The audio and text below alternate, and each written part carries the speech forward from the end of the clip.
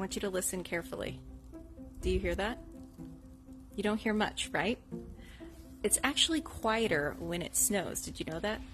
Now, the reason why is because snow is porous, and the six-sided crystals of a snowflake have air pockets in them, and those air spaces help absorb sound waves, making it quieter.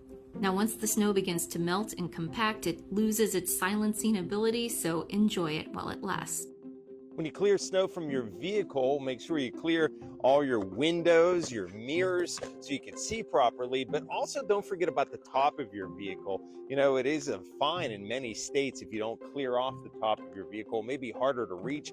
That's why if you can get an extension, snow brush that extends out, it may help you. But don't forget, a lot of people will remove the snow from their windshields and in the mirrors, but forget about this, and then that blows on the car behind you, and that can cause a lot of problems, especially if the snow gets packed down. So make sure you clear the top of your vehicle as well as your windshields, headlights, and especially around those windshield wipers. Also, this is a good time of year. Another tip, just to have a supply of windshield washer fluid, because you're going to go through a lot of it when the weather is snowy and sloppy like it is today.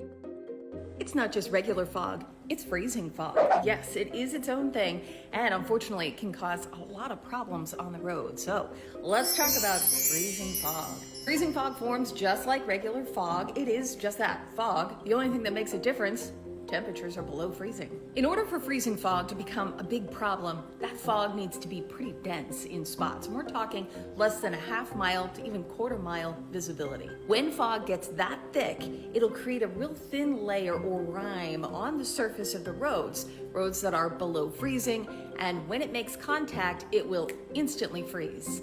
This can cause big problems on roads, creating a real thin layer of ice, often black ice, that motorists don't see. Especially elevated surfaces like bridges and overpasses, this can become a real troublemaker for commute time. Just use common sense. If you know temperatures are below freezing and you see thick fog that is starting to develop, just know and understand that freezing fog could be possible and to slow down.